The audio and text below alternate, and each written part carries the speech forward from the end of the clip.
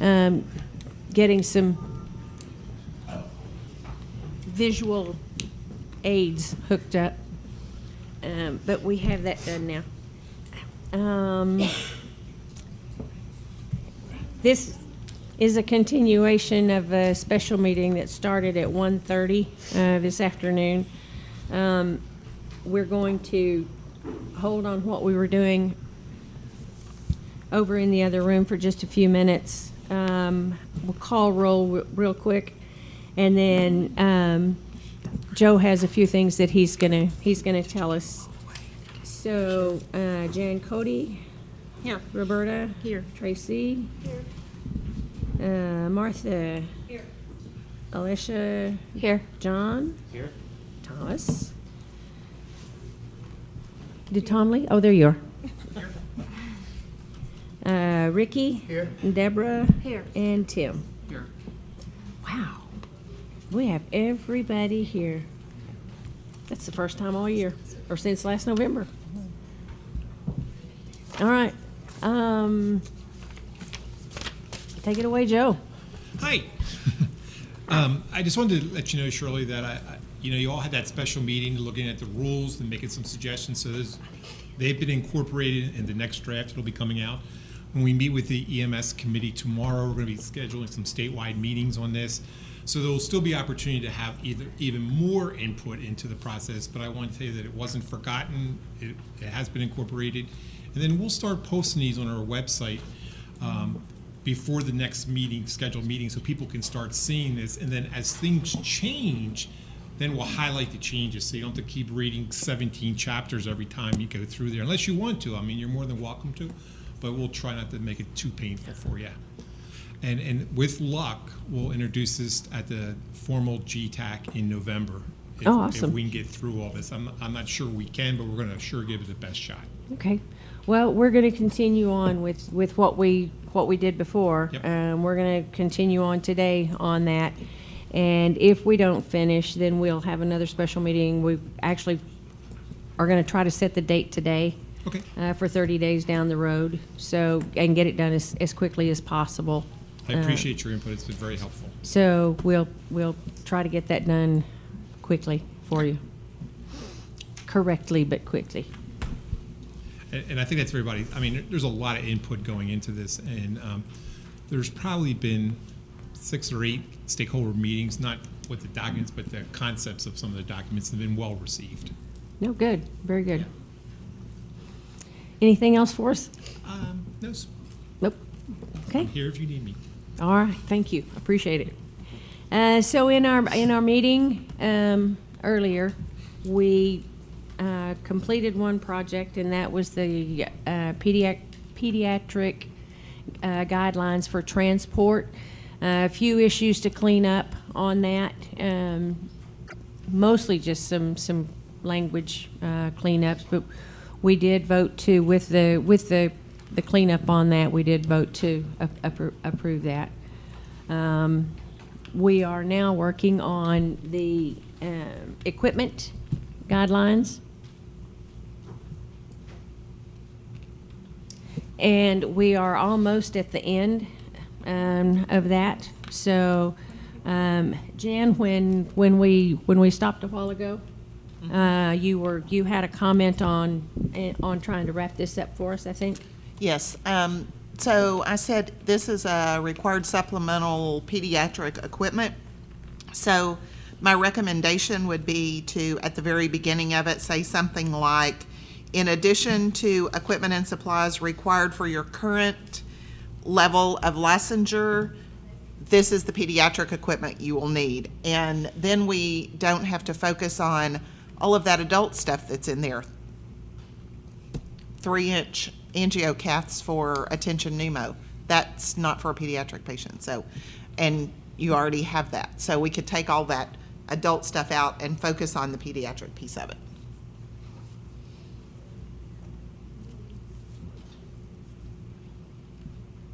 Yeah. Is anyone here from EMSC that can? There you go. Come on up. Hey, is there any heartburn about taking out the adult specific equipment, or? No, as I said to y'all before, we're looking to you as the experts for the air medical portion of this, and you can write it however you'd like. If you want to take that out, feel free to do so. And when you have your finished product and think it's good to go, we'll be happy to take a look at it. Okay. So, All right. so it's yours to do with what you like. Okay. Do you have that verbiage written down that you can hand? Yes. She asked. Yeah, so Vance, then our hope is at this meeting that we're going to set the date today for about 1 month. The meeting will be here in Austin, and our goal is to have a finalized list for you at that time. We'll revise the list based on recommendations that were made in this meeting we just had, and we'll get that out to the group this week for review, and then we hope to have final approval and recommendation, provided we have a quorum at that meeting that we set for next month. So we appreciate your patience on this. Oh, sure. Thank you. I appreciate your help with it. And just to give you a little update on that, we're on hold for a little bit anyway while we wait for funding to actually pilot the program up in Rack A in the Amarillo area. So we hope to do that this fall or in the winter. So it sounds like that maybe we'll have that air medical portion to put in there with it when we start to pilot the program. So that'd be great. Very good. Thank you. All right. Thanks. Thank you.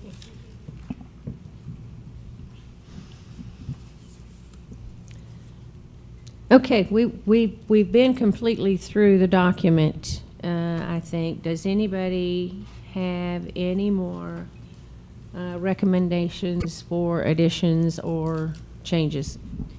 One of the other things I think we'd been discussing was the order and rearranging the order a little bit so it was a little more logical. Uh-huh. So that might be another recommendation, just, pulling things out that, like SBO2 and putting it in with the cardiac stuff, or however, the committee who worked on it would think that it would flow a little bit better. You would have to put them all together. That's what you're still on board. Okay, so do you want to work on the order of things, Tracy? Yes, no? What I would recommend is that let me take this document and revamp it based on the recommendations. I can have it out to the group at the latest Monday, email it out. And if there's any stakeholders out there that are not on the committee that wish to have input, I've already gotten some business cards and stuff. Please get with me before the end of today, and I'll be sure to add you if you'd like to have input or see it as it's being revised. Otherwise, you're free to attend the meeting when we set the date next month. Yeah, that was what I was talking about. Just the cleanup. Okay, so Tracy's going to do the cleanup on the document for us, and then we'll go over it hopefully one last time at our next meeting. And I'm sure anybody wants to help her, she'll be happy to have the help, as always. All right. So now we're gonna continue on working on rules. We did not vote on the pediatric guidelines. We were going to wait for Sally to come back to us. Yes.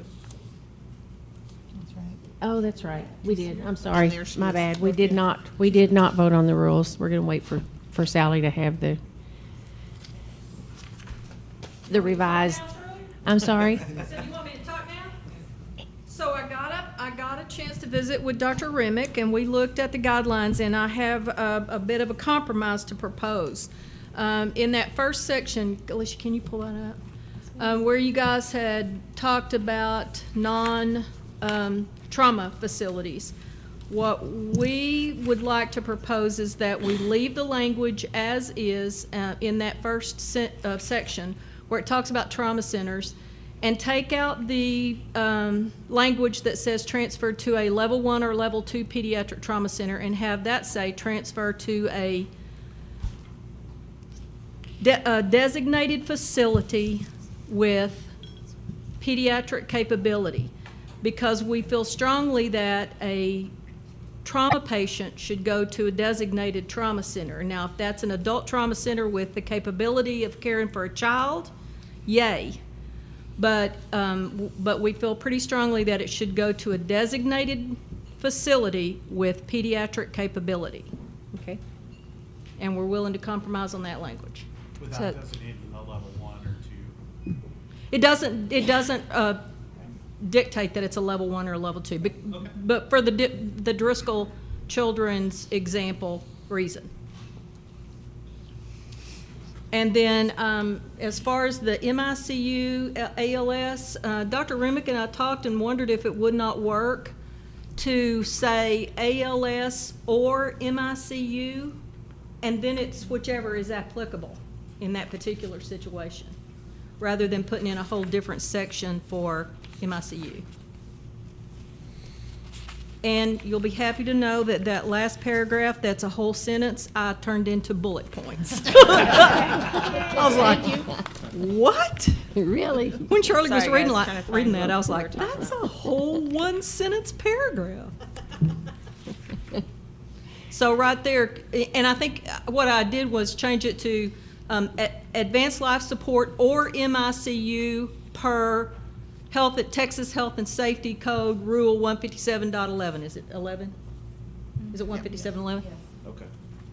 Will that work? Yeah. All right. Everything else was wordsmithing, and I've got Alicia's recommendations, so. Okay. You okay?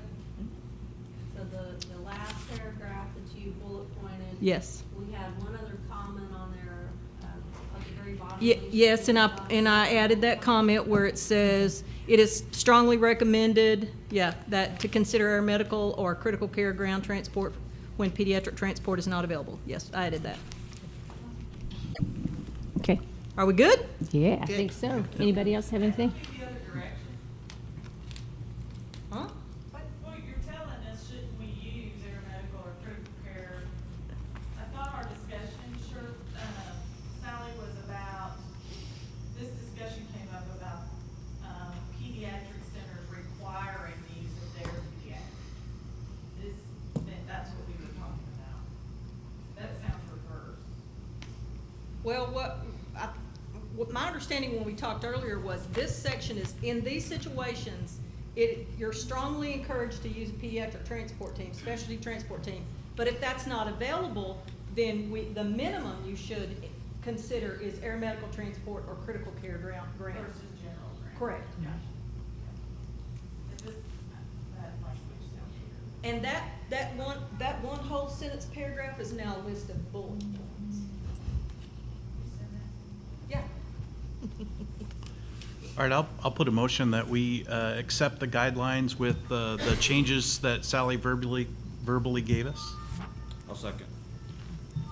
Okay, we've had a motion and a second to accept the guidelines with the changes that Sally has verbalized to us. Any discussion? Okay, all in favor say aye. Aye. Any opposed? All right, I think we passed that. So, thank you, Sally. We're good. I appreciate the opportunity to come to the committee and kind of talk about the issues as they came up, rather than y'all sending it back to us and us. Absolutely. Absolutely, that worked better. I had your number right there handy, and I was just about ready to call you. So, yeah, Justin was, yeah, that was good. Okay, so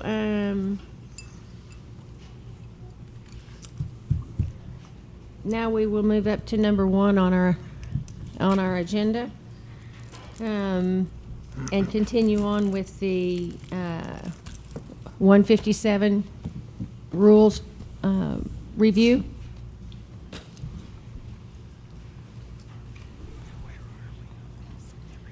We'll give Alicia just a second to pull those up. Quite a bit of revising last 10 and 11, and I think this is where we'll get to see what Would you revised. like 12, 157, 12? Yes, yes. We finished 11. And so we're just, we'll start on 12. We're going to get this done, by golly.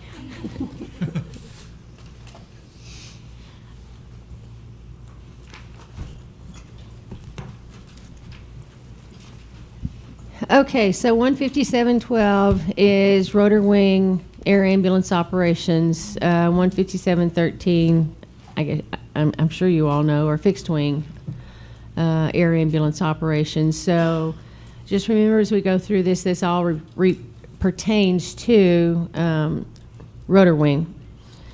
And if any of you have already gone through this section and have some recommendations already pulled up, we'll be happy to listen to those first.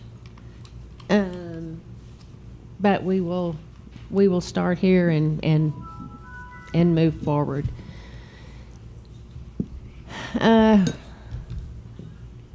So A up here on the list, rotor wing aircraft operated by licensed emergency medical services provider shall be at the mobile intensive care level. Persons or entities operating rotor wing air ambulances must direct and control the integrated activities of both the medical and aviation components. Although the aircraft operator is directly responsible to the FAA for the operation of the aircraft, typically the organization in charge of the medical functions directs the combined efforts of the aviation and medical components during patient transport operations. Licensed rotor wing aircraft must also meet the requirements of 15711 of this title relating to requirements for an EMS provider license, as long as the title does not violate FAA Act of 1958, blah, blah, blah, blah, blah. B, when being used as an ambulance, the helicopter shall, and I don't have these pulled up. Oh, thank you. Number one, be configured so that the medical personnel have adequate access to the patient in order to begin and maintain basic and advanced life support treatment. Number two, have an entry that allows loading and unloading of a patient without excessive maneuvering, no more than 45 degrees about the lateral axis and 30 degrees about the longitudinal axis, and does not compromise functioning of the monitoring systems, IV lines, or manual or mechanical ventilation. Number three, have a supplemental lighting system in the event that standard lighting is insufficient for patient care. That includes a self-contained lighting system powered by a battery pack or a portable light with a battery source, and B, a means to protect the pilot's night adaptation visit. Use of red lighting or low-intensity lighting in the patient care area is acceptable if not able to isolate the patient care area. Number four, have an electric power outlet with an inverter or appropriate power source of sufficient output to meet the requirements of the complete specialized equipment package without compromising the operation of any electrical aircraft equipment. Number five, have protection of the pilot's flight controls, throttles, and radios from any intended or accidental interference by the patient, air medical personnel, or equipment and supplies. Number six, have an internal medical configuration located so that the air medical personnel can provide patient care consistent with the scope of care of the air medical services, to include A, the space necessary to ensure the patient's airway is maintained and to provide adequate ventilatory support from the secured seat-belted position of the air medical personnel. Shirley? So just, I'm sure you don't want to sit here and read this line for line. Sure It might be easier, to go by page, where anything underlined, that would be considered new language unless somebody wants to change something. Yep. And then if there's anything that's bold and bracket is what is being suggested coming out. That might make it a little bit more easier for you to try to go through the review. Okay, so have you already put some new language in this one? Yeah, there's new language. If you go down a little bit, I think you start on, and that ventilator was just, it comes up as a misspelled for some reason. I believe that the first new language would be on page 3. Yep. And you see the underlined there where it says, as per Code of Federal Regulations, Title 14, Subchapter 6. So that underlined stuff is the new language. I got you. Okay. Yep. As I was reading, I was just thinking this isn't going to work, so we're going to do a paragraph at a time or something. One of the questions I think we asked during our in-between meeting, and maybe we can go back over for those who weren't in attendance so that they could understand. There was a substantial draft of recommendations handed forth by the Air Medical Committee in about 2010 and updated in 2013. And they haven't been incorporated. But where that lies with DSHS and the general feeling about those recommendations, is it something that you want us to take what we still feel is applicable and insert it in here? Or how do you want to go forward with that? Sure. So if you want to look at the document and then send it back to us, but keep in mind that we got a pretty clear federal ruling back in April that made it very clear that the only authority we have is over patient care. Correct. So you'll see changes, as it said in part of this document. You must have cooling and heating for the comfort of the patient and the crew. If you look at the latest draft of that document, crew is out of it. We have no authority over the crew.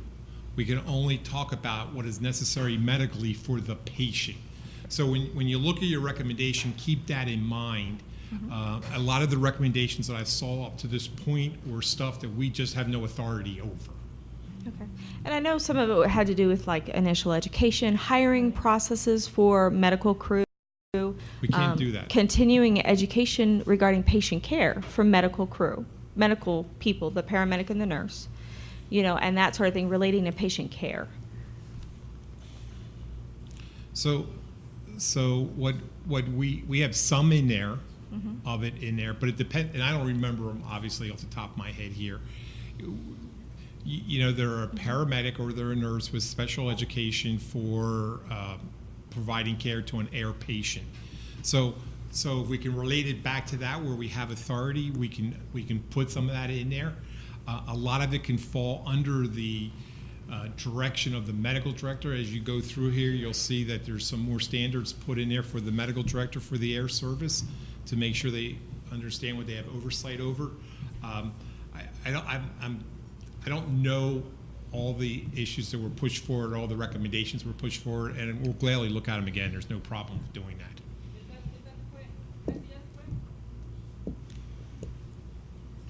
that. Okay. I'm confused. Wait. Hey. Help me understand, because paramedics and nurses both are licensed by the state of Texas. So how does 157.12 not have authority over the crew? I understand the pilot. We have authority. NHTSA put out a very distinct definition back in April, I think it was, and I shared it with you, Shirley, and everyone else, and other people, that the state only has authority over patient care issues. After that, we can put some standards in there, and we're going to try to put some stuff in there we may not have authority to do, but the law is pretty clear, and until something changes in DC, if they're in there as a paramedic, we have some recommendations over that. We can make some recommendations for the nurses, but we don't license nurses. That's another board. That's another agency. That's not us. So we walk a real fine line when it comes to any air service because of the way the law's been structured at the federal level. Thank you. Sure. And I apologize. I'm going to have to go back and look at that again. That was a period of time when my brain wasn't. I'll look and see if I have it here. If I do, I'll well. re-email My whole it to body you. What wasn't is doing the name very of it well. again? I may have it on here. It was put out by NHTSA. Yeah, well, do you remember back the in actual April. title? No, of I it? do not.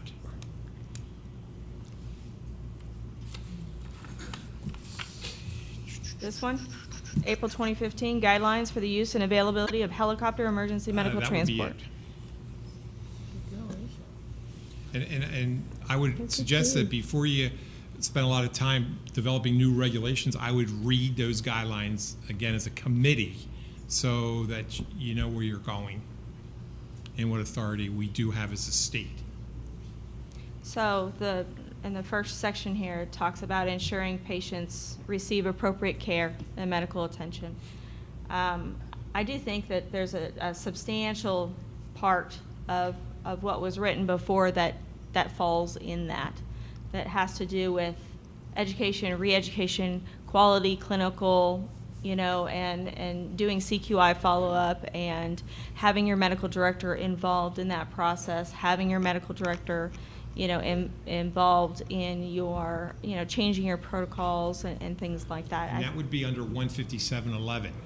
Okay, so then that, if we made those recommendations, then they wouldn't necessarily go into 12, they would go into 11 and then only apply to air medical providers, or So- would you try to apply them to everyone? So the QA and that stuff, so very early it says that you must meet all the requirements of 157.11 unless it's a violation of federal statute, whatever that was. So there's a QA requirement under 157.11, there's a continuing education requirement, all that kind of stuff over there. If there's something that we're not missing, so what you're going to want to do is review 11 and 12 side by side and say, okay, if this is what we're recommending here, we should look over, is it covered under 11 over there? This should only be particular stuff just to air.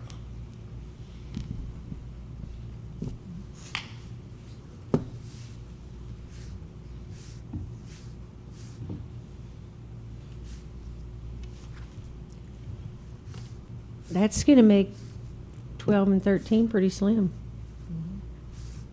There was a lot of questions if we should have 12 and 13, or should it just be all folded into 11? Well, it's going to make them pretty slim, I'm thinking. Well, when you look at 12 and 13, there's not a whole lot of changes there. I mean, you can go through the document. There are some changes there, some tweaking, but by adding in the 157.11, that makes you meet all the requirements of 157.11 if appropriate over in that section. These two chapters are one's for fixed wing and one's for rotary wing, and they're designed just to be for that.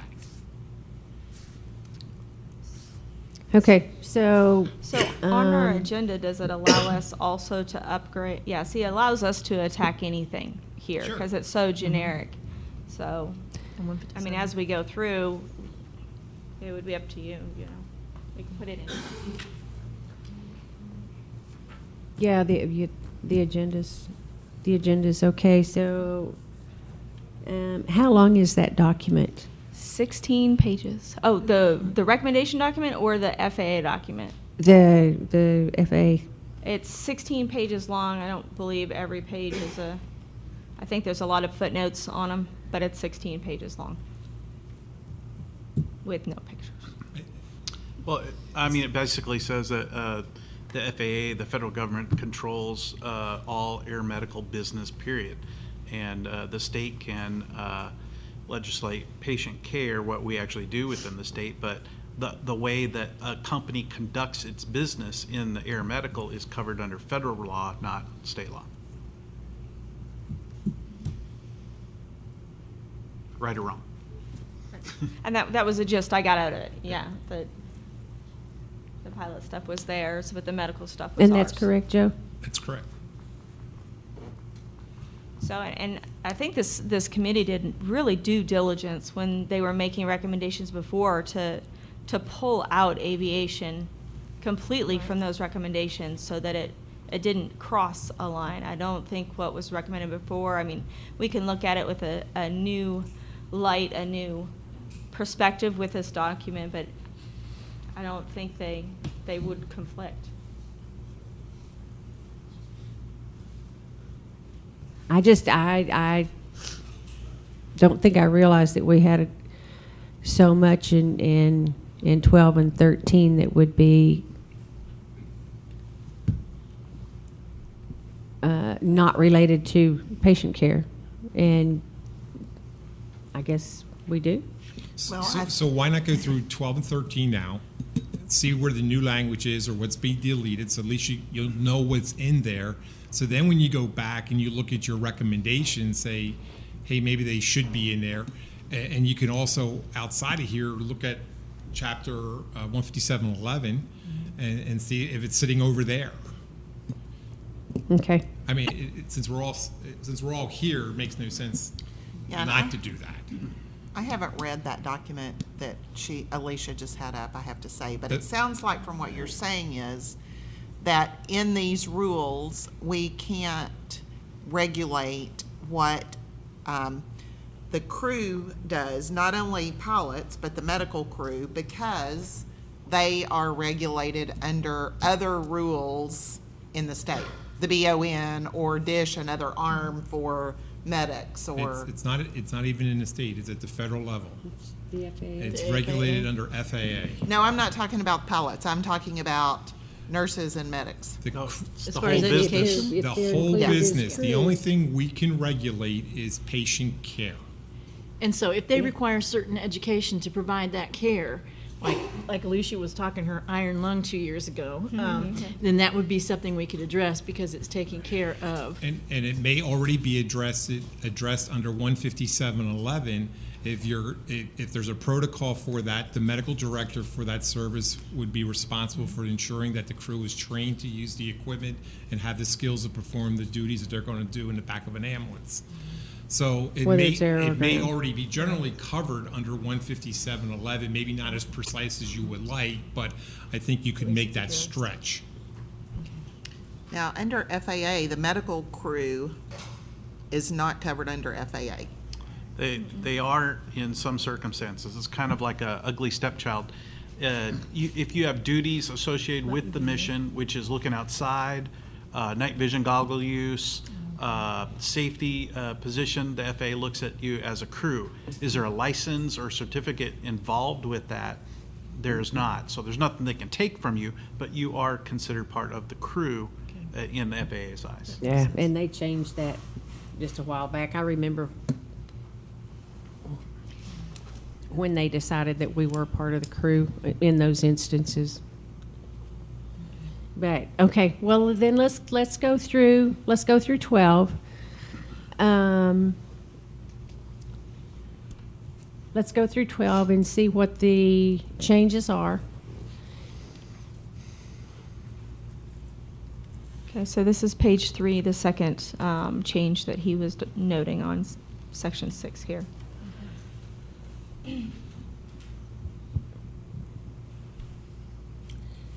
Okay, so submit a copy of current Federal Aviation Administration carrier operational airworthiness certification.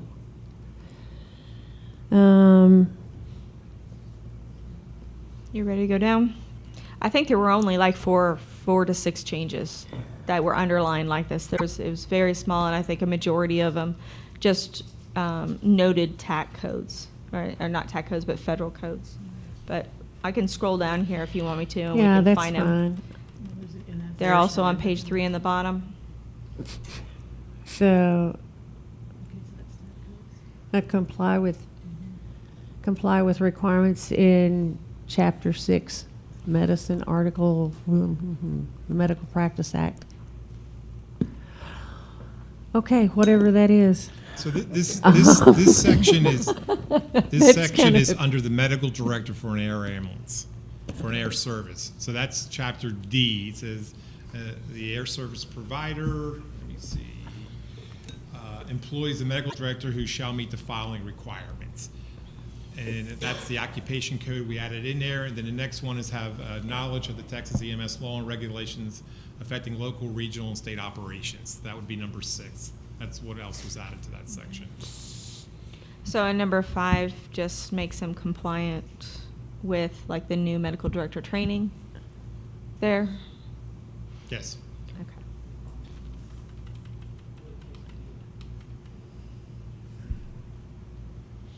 And that was, what was that about the medical director training? Be compliant? As a medical director, you got to meet all the requirements as a medical director. Okay, And so that's just confirming it right here. okay. And then number 6 is have knowledge on Texas EMS laws and regulations affecting local, regional, and state operations.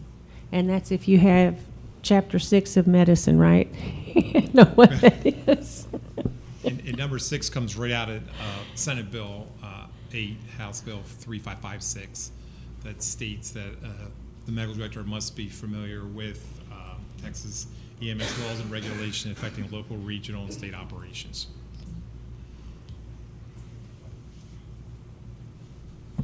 Okay. Next one would be 7.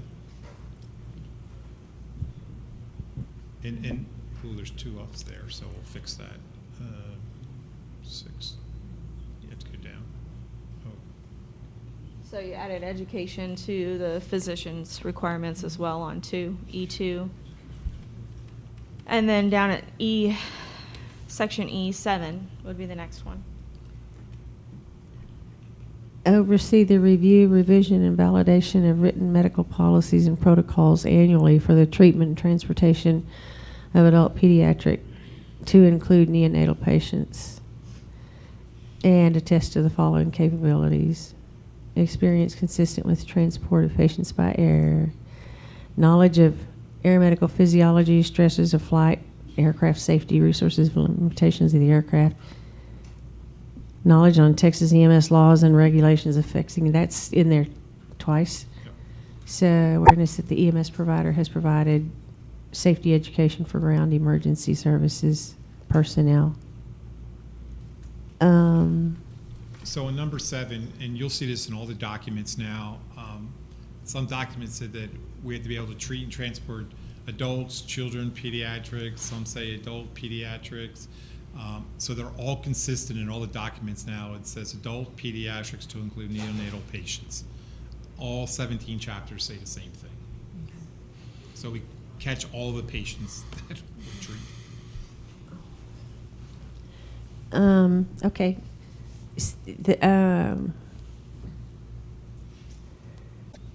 This Part D, awareness that the EMS provider has provided safety education for ground emergency services personnel. Is that LZ classes? Or the EMS services that we work with on scene flights? Okay.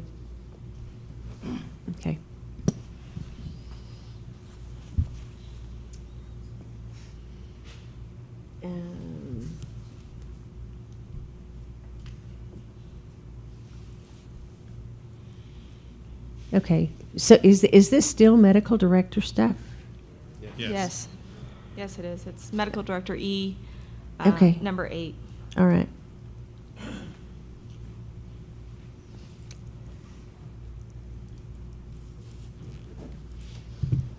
Does anybody have any questions or any comments on that? So, Joe, I do Mhm. have one question. So, when we're presenting this to the medical director, a letter from him, when we get ready for renewal, simply a letter from him bulleting out that he has reviewed all these points of the rule and that the individual service is compliant with this. Would that be acceptable? Yeah. Or okay. And we're doing, it's across the board that way. They're all going to have to attest in writing that they have read the laws and that they have followed whatever the requirements are, and they'll sign a line saying that. Okay, thank you. Okay, is there another question on that? A while ago it had the medical director's course, I believe. So 15711 requires that all medical directors take a course, and it's actually a requirement under their license as a doctor in Texas. And when they go renew their license to be a doctor in Texas, one of the questions the medical board's going to ask, are you an EMS medical director? If yes, did you complete the course? And they'll have to say yes or no. Okay, okay. And we'll announce it here now, but they'll be announcing it tomorrow and on Friday, is that we were able to secure funding for another year of free online course for the medical directors. Oh, okay, good. So they can do it for one more year. I can tell you we're not going for the 3rd year, so if you know some doctors that need it, tell them to take it. And if you don't complete it by then, it will cost you about $400 to take the course. And it is open to the doctors or any EMS provider. It's a great tool for an administrator of record, a supervisor, anybody who wants to have a better understanding of the medical. It's very basic, but I think it's a good education tool.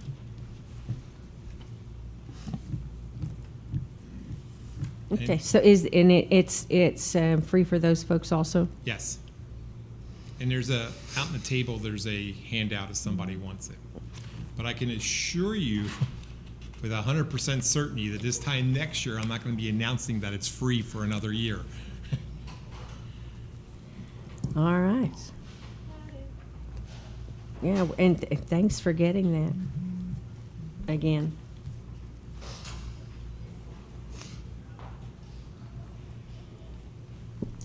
Okay.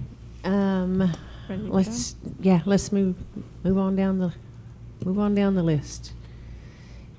We added Kansas and Colorado into the other 4 states that we kind of recognize each other, and that was a request from up in the Panhandle area that those helicopters do come in from that area on a regular basis. So it's the same as it was before. We just added 2 more states into it.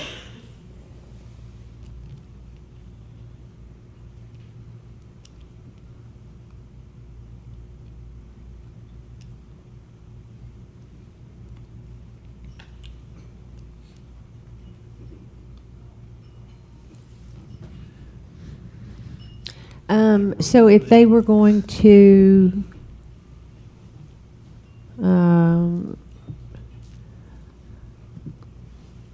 say like somebody from Altus, Oklahoma, was going to go work a couple of shifts in Spearman, Texas, would they need then to get Texas licensure, or would this cover them for that? This is for the vehicle itself. This is so that the air ambulance could fly back and forth without having to be licensed here in Texas. They would get reciprocity basically without even going through an inspection. Okay. If I'm correct on that. Yeah, as long as they meet all the requirements. The EMS compact that was passed in a couple years, when that goes into full effect, it will make it easier for the personnel to move back and forth. If Oklahoma and Texas were both compact states, they could fly in without having to hold a license from Texas unless they plan on living and doing the majority of their work here in Texas. Okay.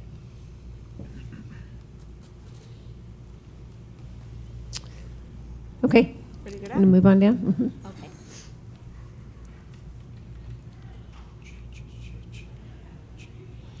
So under G, you'll see 2 changes. One was changed from training, removed and put in education. And I will be perfectly honest, that's a Joe Schmieder thing, that I just believe we've done us all a little injustice in the system by saying that we're just training everybody. I think we need to educate. So I educate you on why you start an IV, and I train you on how to put the IV in someone's arm. And I think we need to go back a little bit into that realm of making sure we're educating on people why they're doing things.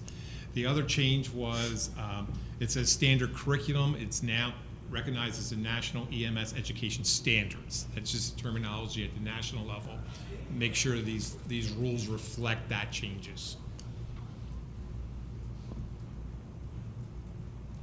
And then on H, it's the same thing, adult pediatric to include neonatal patients. It's just getting the language to be consistent.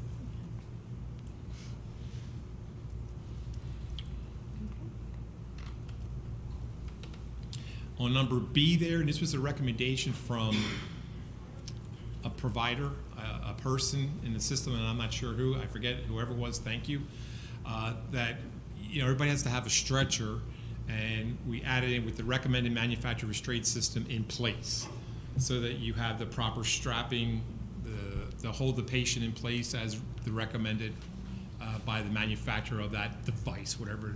In this case, it would be a stretcher. And I forget who caught that, but that was a good inject. Okay.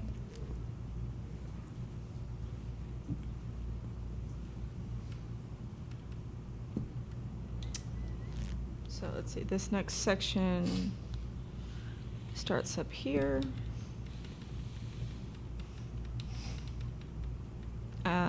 Medical supplies, section H, and then it goes down. You have to have adequate oxygen and masks.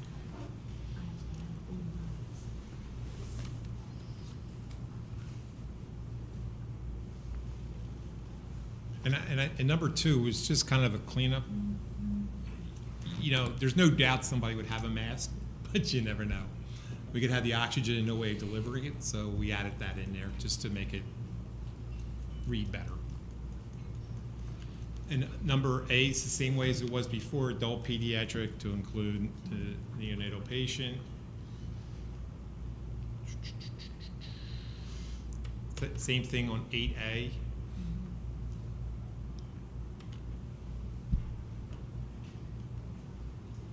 The blood flow packet.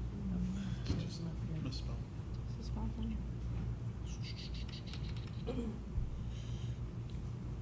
The going down to D is probably still a question, and it'd be interesting in some input. We've changed all the documents, including 15711, to include N95s, and that truly comes out of what we just went through with the Ebola and all that. And I guess the real question is, and so I wanted to put this in here so we could start dialogue. Should it be an N95, or should it say something to the effect, before it was a surgical mask, with the ability to have an N95 if needed or something like that? Have we gone too far by saying N95 when you know when you write N95 that includes fit testing and everything that goes along with that? And I can tell you that I did speak to the CDC on this topic because I just wanted to get their input, and I've gotten both answers. Yes, it should be. No, it doesn't need to be. So I left it in there, and hopefully through the stakeholder meetings and when the docs look at it and yourselves, you might come back with a recommendation. I don't know if that will stay or not, but this was really in reaction to the Ebola outbreak and making sure that we had N95s available for the crews. And what other diseases come down, should we have a higher level of protection for the crew in the back of the truck when dealing with these patients? Not that I remember.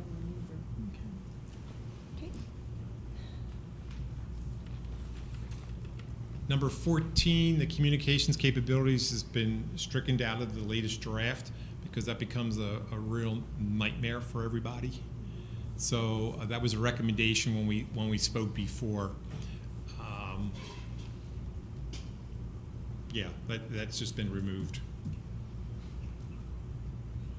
Okay. Number 16, I've already talked about for the medical needs of the patient. This is about installing climate control equipment to provide an environment appropriate for the patient, because that's all we can regulate. And that would be the end of it. Under what would define a environment appropriate for For the medical patient? needs? So, if it's 32 degrees and, I could tell you, and we could talk offline, I could think of some ways of meeting this requirement without installing equipment, but having heating blankets or cooling blankets and stuff like that are just for the patient. You could do that. The ideal is that it's just at the proper temperature for the patient, for the condition of the patient. That is really going to be one of those issues that if we do get a complaint, we'll have to look at it at that time and make a determination with some input from some doctors or other providers. Was that the right temperature for the patient or not? I don't think it's something we're going to be able to say 78 degrees, 64 degrees, 85 degrees. And I really grabbed that terminology, the whole line there from a national document that I read someplace on air ambulances. But Yeah. somewhere CAME is standard. there- I'm sorry. I think we have the heat issue covered, but there are some operators that don't have air conditioning, and that would be the And I fully agree, and I've heard that on a whole lot of standpoints, but it's not safe for a patient at a really high temperature either. So we are only dealing with the patient, so there are ways to cooling the patient down without cooling the whole ship down too. But I wouldn't say that a cooling blanket was permanently installed. Yeah, true. Well, and if you got somebody that is being transported for heat stroke, I can think of a number of things where you have to have climate control for patient care. And neonates and brown fat metabolism, Yep. lethal triada trauma. There's a lot of ways we can justify that because it is for the care of the patient. And I would just hope that our air services in Texas have already addressed this issue to make sure the environment is safe for the patient and for the comfort of the crew. And so we may not be able to enforce that, but let's hope we're doing the right thing. And I'll let it go with I'm not that. saying this aloud, but there are air services that don't care whether their crews are comfortable and aren't worried about the patient climate control either yet, still, to this day. So, and I was looking, I guess, more for a range. You know, do we need to be able to keep the cabin temperatures between, I don't know, 55 degrees and 90 degrees or 85 degrees or whatever that temperature I've been you at know, might be. several meetings in another state as well as nationally on this, and we will not live long enough to agree on what that range should be. And I'm not trying to fight with you, Shirley. It is just, it is, you can just imagine that discussion. So it's just going to be a topic for a lawyer to litigate if there's a negative patient outcome then? Probably. Okay. Yeah, yep, I'm with you, Bert. Yeah. Shirley and I just want to live long enough to see these in rural. We're the geriatric here, so. When Jane hired me, she said, "Get it done." Yeah. So I know, you know, there's a Cmte standard out there with some numbers in it for recommendations, and obviously that's a national recommendation for numbers. For the ground providers, I think we have a little bit stronger wording in there regarding climate control, don't we? I think it's the same language. Is it the same exact? I'm not 100% certain. I think it's pretty close to the same language. But Cmte is If voluntary, it is, isn't it's changed then. Yes, it is. Yeah, so Cmte is voluntary. That would be nice if Yeah. that was required, but that might be one way to meet the patient standard, patient care. Yeah. We can't require them to meet Cmte standards. Yeah. It's We just a don't. perfect And we world. don't want that either. No, and Kings doesn't want that either. That's a huge headache for them, I know. And that's all of it? That's it.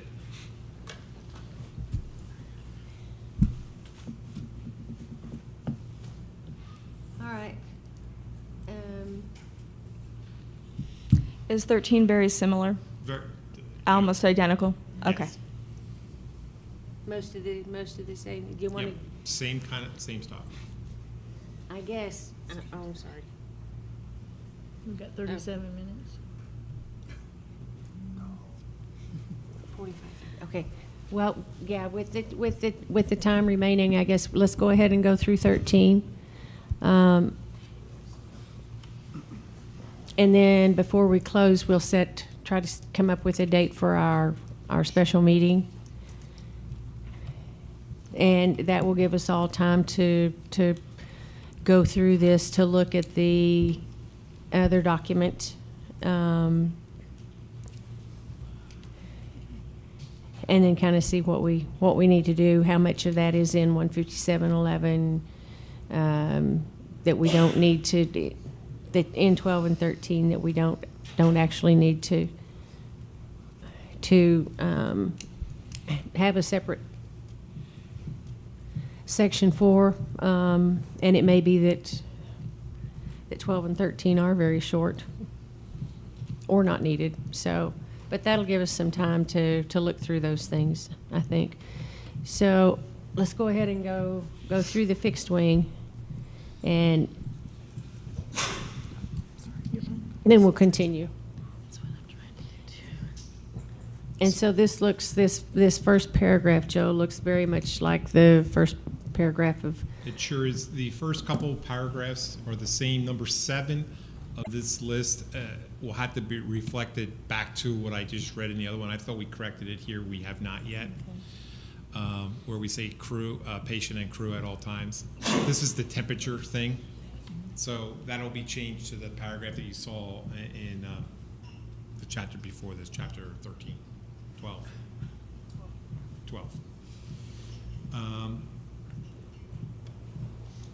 After that, I guess the next one is number 12. There's one up there. Right there, the manufacturer's recommended restraint system in place. So that's the same. So one that's that was- the belt system or, That the stretcher Okay. has the same kind of restraint system as recommended by the manufacturer.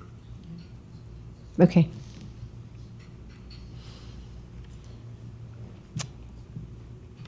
Number 12, we added in 2 5-pound ABC fire extinguishers. Before it just said have 2 fire extinguishers, and the question was what big, what size, what type. So we added that in. And I'm assuming that's it. I didn't hear anything. Is there a problem with saying 2 5-pounders? Should it be? Well, Yeah. yeah, because Yeah. you're working under a supplemental type certificate for the medical interior, so it could be bigger, it could be smaller.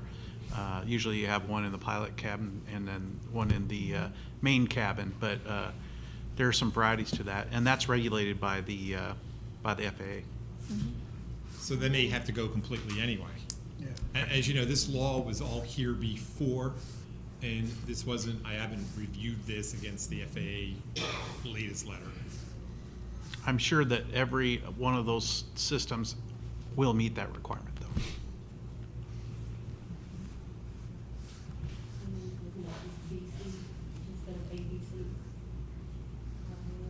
I'm sorry, I can't hear you.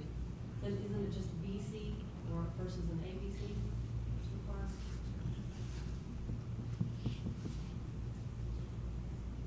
Doesn't matter. I don't know, would there be a reason not to have the ABC? I think Just the BC? The A is gross and B is helicopter, so I would assume they'd be the same thing. So is fire. Good point, so is fire. So if someone wants to just email me something on that, we can make that change.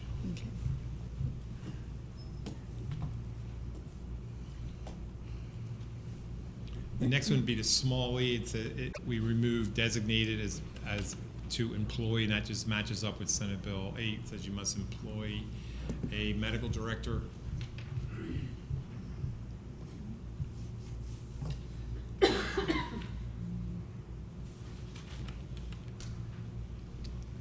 Number 8 is the same language that you saw under the air ambulance. Same thing as 1 and small h.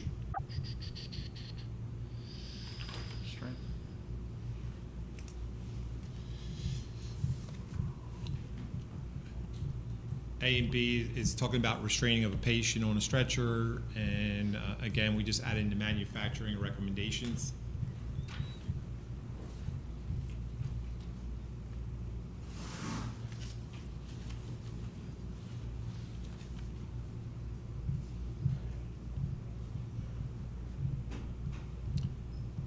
So number I is just adding 2 more masks, 1 child and 1 neonatal, including the adult and the pediatric, and the tubing. We never said tubing before. We just so we just added that in there. You need it anyway. Number 4 is the same language we used before. Same thing with A, twice to both A's.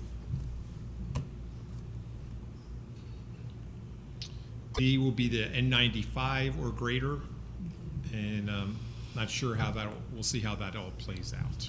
I don't know what that. I don't know what the final result will look like, but it'll be across the board. Whatever we do in 11, we'll do here, and in 12 and 13 too.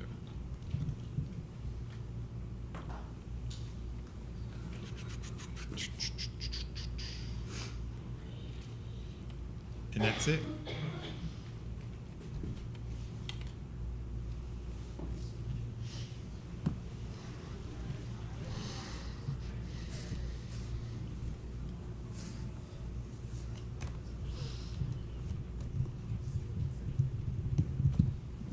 So, is that?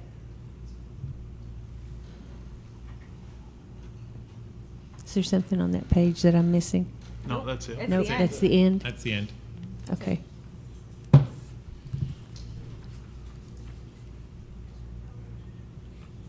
Okay. Well, it looks like these might be pretty quick to get through. So,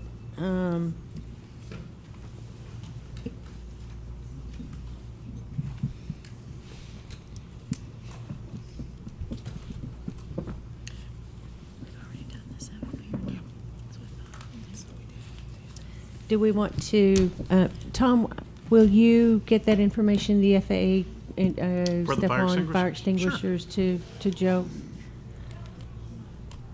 That work, Joe? Sure. Tom will I'll get that give you to my you, and email then you can, afterwards. then you can get that Right.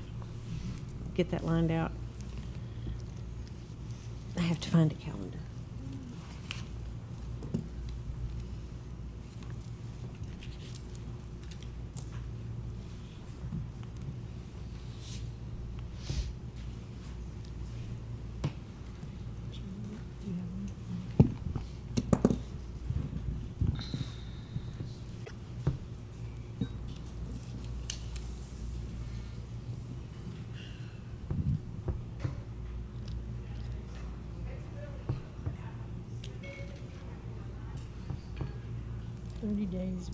I'm thinking it shouldn't be a problem to get the language for our agenda through legal since it's going to be the same language pretty much we've used for the last several meetings.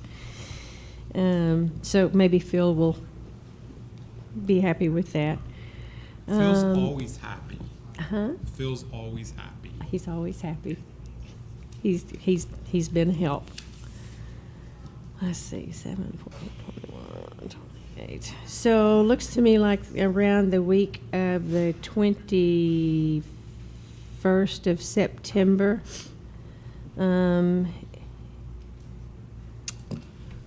I'll be viewing the Green Bay Packers in action that weekend, so I'll be unavailable. Are they playing the Eagles?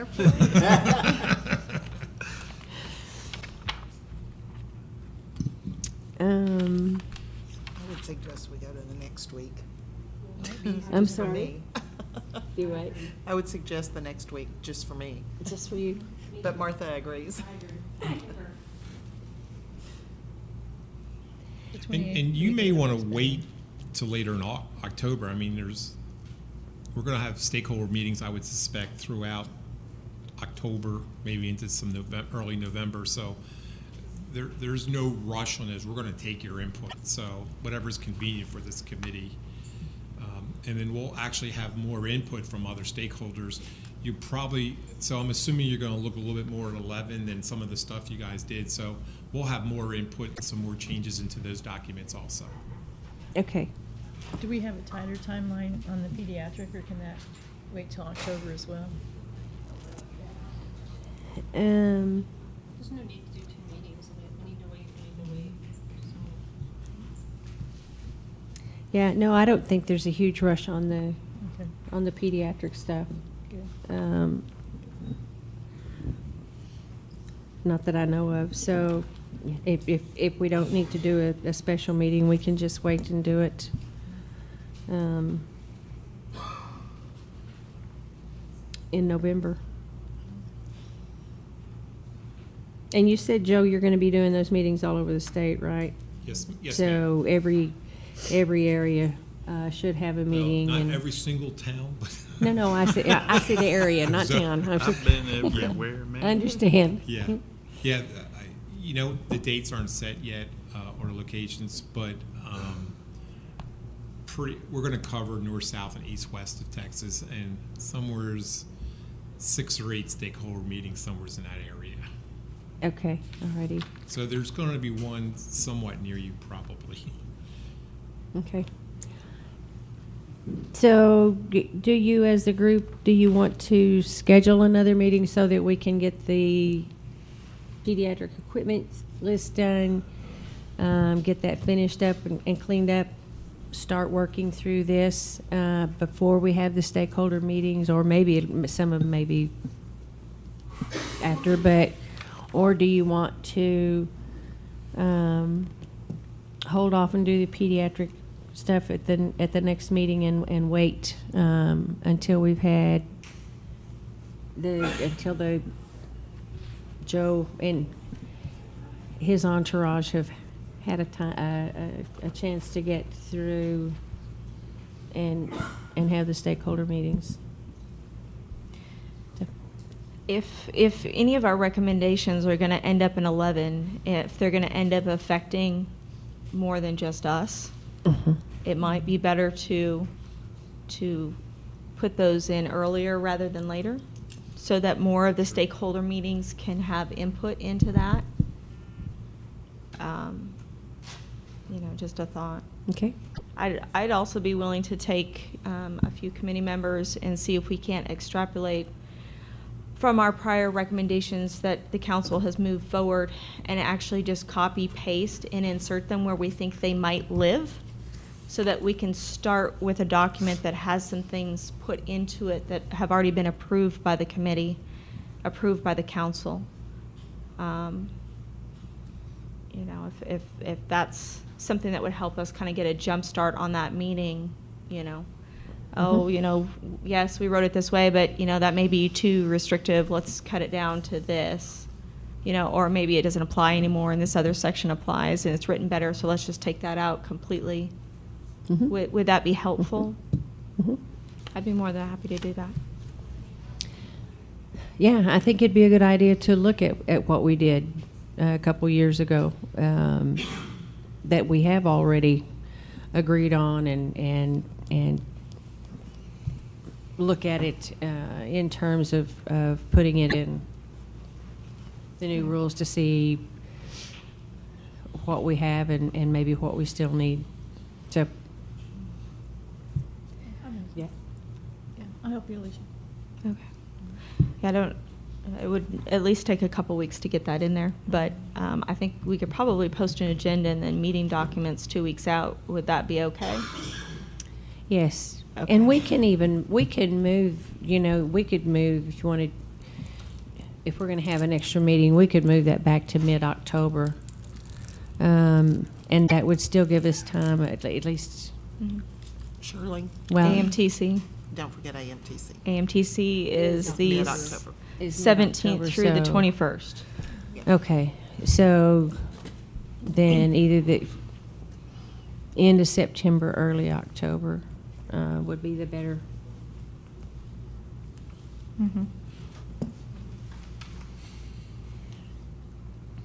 And I think that's doable, 2 weeks for a copy paste type thing to get the documents out. Okay.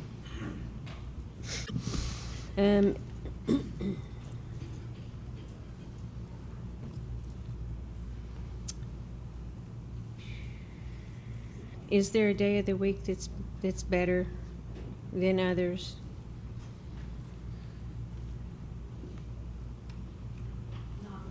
Not Monday. Yeah, not me. Yeah, and I agree. I agree with the not Monday, absolutely. So what about Thursday, October the 1st? We could either do that or back up 1 week to the 24th, September 24th. Actually, my preference would be October the 1st. I like October 1st. Yeah, I can't do the 24th, October 1st, I'm available. October 1st is good. That's good. Okay. I'm sorry. It's good. Good. It says good. Okay. That's what we'll do. And we're gonna be here. And we will, Location to be determined. If DSHS doesn't have a space, then I'm sure I can get a local hospital provider or a RAC. Would be happy to provide the space here in Austin. Does Austin work for everybody? Yeah. yeah, I think so. We should be on Padre Island, but Well, yeah, Padre Island is an option. that's where I'd rather be. I was thinking, Could we have about a Port 3 or Aransas. 4 day meeting? Yeah. Yeah? Yeah. Yeah. I think that's We can have it 30 minutes a day. So. That would give us, yeah, that 3 or 4 days of work if we met for 30 minutes. Yeah. Is there a possibility to, Joe, on the website, oh, that's all right, on the website to actually put some of these guidelines and some of these documents that we've been reviewing meeting after meeting and just leave them in the Air Medical Committee area so that they're resource documents for people and they're always at people's So that area disposal. is yours. Okay. So you tell us what you want there, and we put it there. I mean, it's your committee's web park area site, whatever you want. Okay. So who specifically do we need to tell that to, Joe? I think AK in the office. So if you get it to me, I'll make sure it's handled. How's that? I'm sorry. If you get it to me, I'll make sure that it's posted. Oh, okay, all right, Or Phil or I both can make sure it gets done. okay. And so does does meeting like, starting at 1 o'clock, working 1 to 5, work okay? Would you rather start like at 11, 11 to 4 or 5? What, With flights, El Paso's hard to get here. I'll be going to Houston first and then coming. okay. So, I think last time we 1 o'clock started would at be 1 good. o'clock and it worked okay for everybody. Okay, so that's what we'll do. All right. Does anybody have anything for general public comment?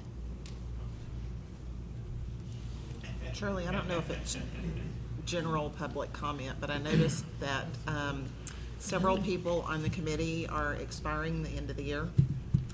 Or their term is up. Thank you.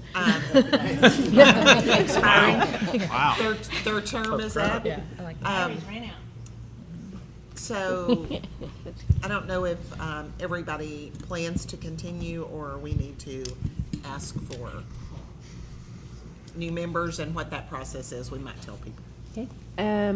I do know that the applications are on the website. If you plan to re-up, then you still have to go through the application process all over again. And the applications, are they already on the website or no? I haven't heard anything about them being there yet. Yeah, I don't believe they're there yet.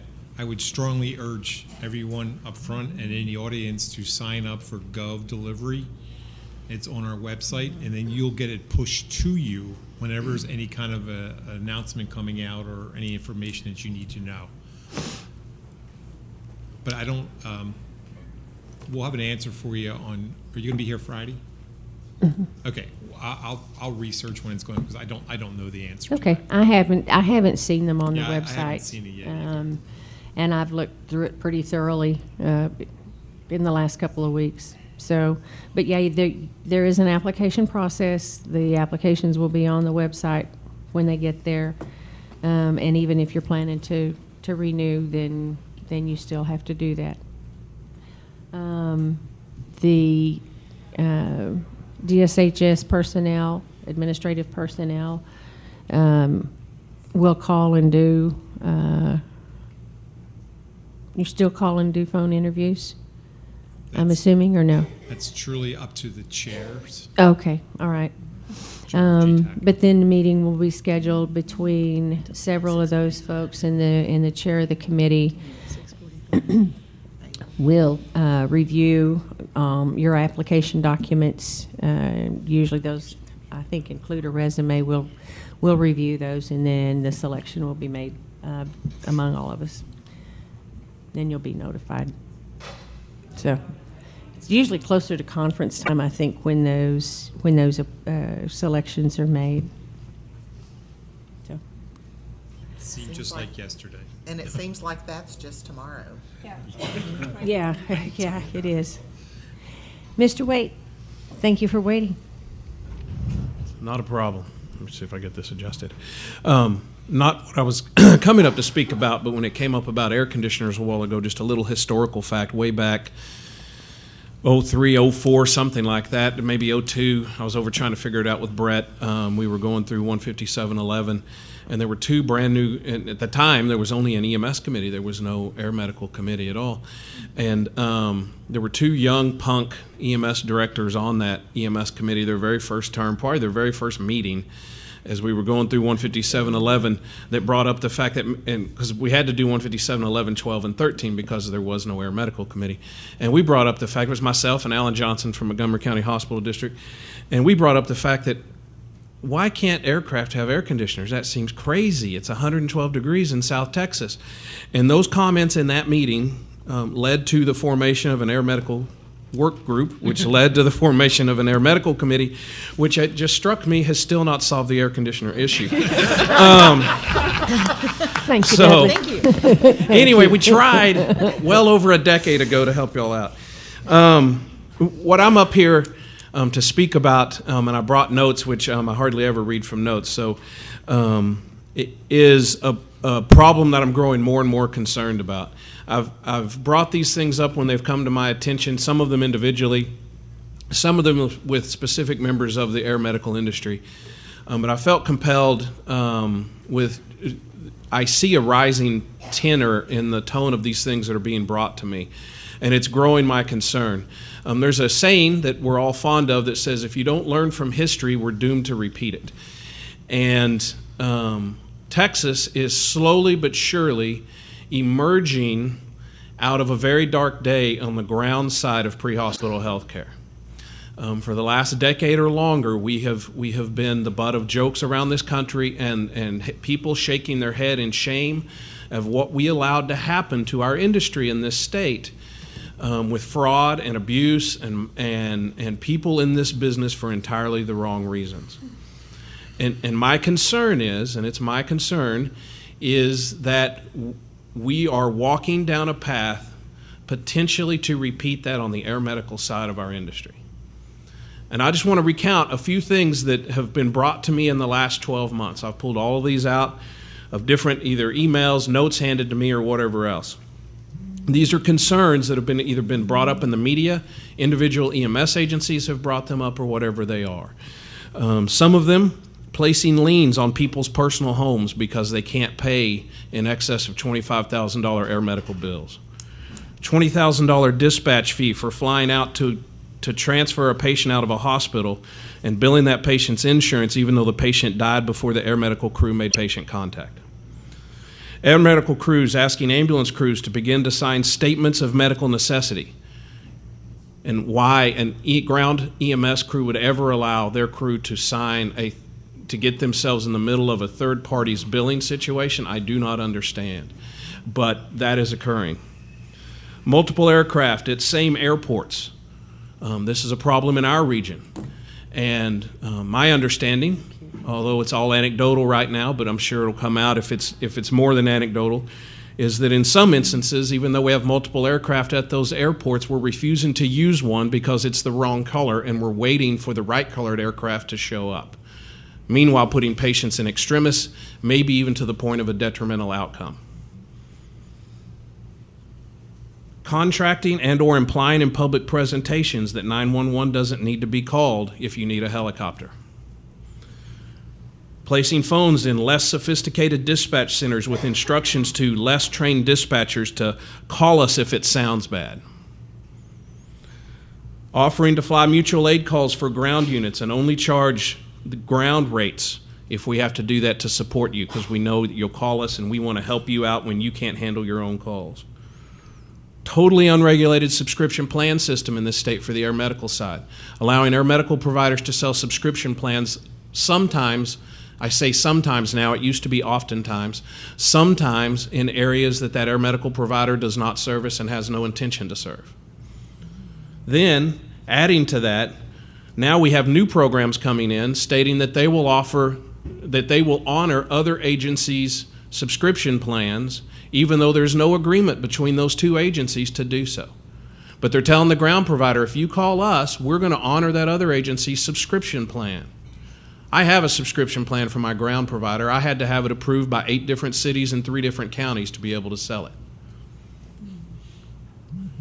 That's not the case in the air medical industry, and it's leading to issues and growing issues. And then one of the ones that was most disturbing, and I think a lot of you probably know that I fought this, and I will give you a little bit of props at the end of it, but very disturbing in the last legislative session that the air medical industry attempted to go after funding that was needed by the trauma and ground side of our industry.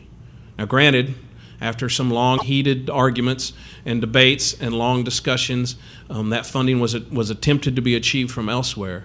But if those conversations hadn't happened and that had passed through the legislative session, rural and frontier ground EMS providers would be out a significant amount of money that they need to make their operation successful, so that the air medical industry could get Medicaid funding at twice what it is today. I know helicopters are critically important. Fixed wing aircraft are critically important. It is very frustrating to me when I come to meetings like this, because I see the ground industry stepping up, trying to regulate itself harder and more intently to drive out the bad apples. And I see the air medical industry using federal regulations that may or may not truly affect them because they didn't even exist when they were written, attempt to hide behind those so that they can do things. Some air medical providers potentially can do things that do not look appropriate in the light of day. And I just want to plead and implore you guys, because I'm preaching to the choir here. You guys are here sitting at this table attempting to make your industry better. And I want to say in this room, and I'm going to say it tomorrow in my committee, we need to work together to prevent what happened on the ground side from happening on the air side. It is ripe. It is waiting to happen. And I think there are pieces in your industry that are driving it there as fast as they can beat that horse with a stick. And so I'm just asking for your help and your cooperation to understand these issues I read off to you are real issues perceived by your customers. Your customers are hospitals and ground EMS providers. And there is a growing concern about the actions they see being taken with the patients they entrust to you to take care of in a rapid and safe manner. So I thank you for your time. Sorry to take so much off the clock, but I just ask for your help in that. Thank you, Dudley. The one thing I will say, right there at the end, you said that these are issues perceived issues perceived by our customers, and I don't believe they're perceived at all. I think they're very real, because I think probably all of us hear about the same things happening, and yeah, it's very disturbing. So I agree with you. Yes, we do need to work together to keep that from becoming any more real than it already is. So thank you for that. Anybody else? General public comment. Going once? All right, you don't even get a second chance. I think we're done. We're adjourned.